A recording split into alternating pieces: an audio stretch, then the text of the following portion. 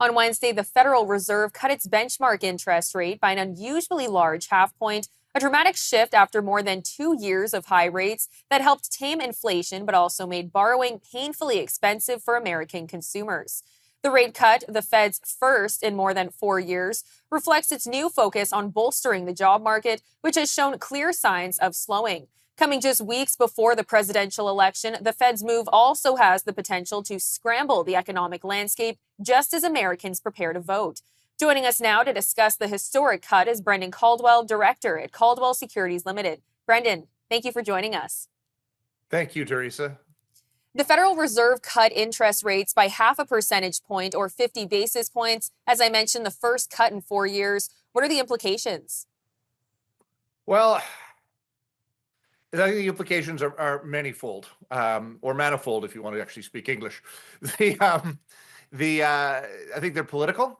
I mean, I think the U.S. economy is pretty strong right now for a rate cut of any size, let alone 50 basis points, which half of 1% is rather a big, all of a sudden cut, particularly coming 6 or 7 weeks before the U.S. election. So one is tempted to say, why now? Why so much? Other than perhaps to give one political party an advantage over another, to make people feel a little bit better about things than they would have otherwise heading into the polls. So there's that. It's also unusual to cut interest rates when stock markets are hitting all-time highs. Now, in part, stock markets have been hitting all-time highs in anticipation of a rate cut, but there was supposed to have been 5 or 6 or 7 in 2024, and this is the first one, as you mentioned, in the last 4 years, really since COVID prompted the U.S. Federal Reserve and central banks around the world to make money more easily accessible in the face of a global shutdown. So it is odd that they would have picked this time, odd, but oddly predictable. Now, as you mentioned, stocks hit record highs after the big interest rate cut. Why are the stock markets doing what they're doing? Oh, well, if one cuts interest rates, it makes the cost of borrowing for anything easier. And what we saw for the 20 odd years, really the whole century, that interest rates have been historically low, is that it made the price of assets, whether they be houses or stocks or French wines or Group of Seven paintings, it's made them all go up in value as it's been easier to access money. So if you have money, it's easier to get more of it and more of it cheaply. So asset prices have inflated ahead of wages, the consumer price index or other measures of inflation. So when interest rates are going back down again, market thinks, hey, the party's back on, and off we go again. And are there any implications for Canadians and the Canadian economy when the Fed cuts rates? Yes, and I think they're mostly good, I think.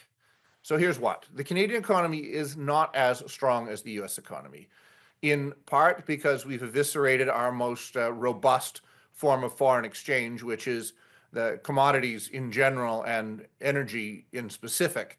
We've been, from a national level, quite hostile to those industries. And so our economy hasn't been robust. Our productivity hasn't been as strong as the U.S. And so the Canadian Central Bank have been cutting rates for a while now. Now, oil prices, energy prices have stayed fairly strong. But if you saw the Canadian Central Bank, the Bank of Canada, cutting rates, U.S. rates staying high, and energy prices coming down, you could see a real come down in the Canadian dollar. The loonie could be worth less than 70 cents, could be worth 60-something cents, because the price of money is interest rates. And if interest rates in your country are lower than the country next door, it's probable there's going to be less demand for your currency. The price goes down. So the U.S. cutting rates, in short, probably means that there's a bit more support for the loonie. Now, we do just have under a minute, but does the big jump put extra pressure on the Bank of Canada to be more aggressive in their rate cuts? I don't know if it puts pressure on the Bank of Canada to cut rates, but it gives them the scope to cut rates a little bit more should they wish to. As I said a moment ago, if they cut rates and the U.S. doesn't, it really puts the loonie in jeopardy. So I think it'll be good for Canada. I think it'll be good for the uh, uh, for the dollar anyway. It doesn't. I mean, 70 something cents is fine for our dollar. It's better than having it at parity. But if it gets to be much lower, then I don't think that's not really good for the price of anything we have to import, and we do have to import quite a lot that's not raw materials.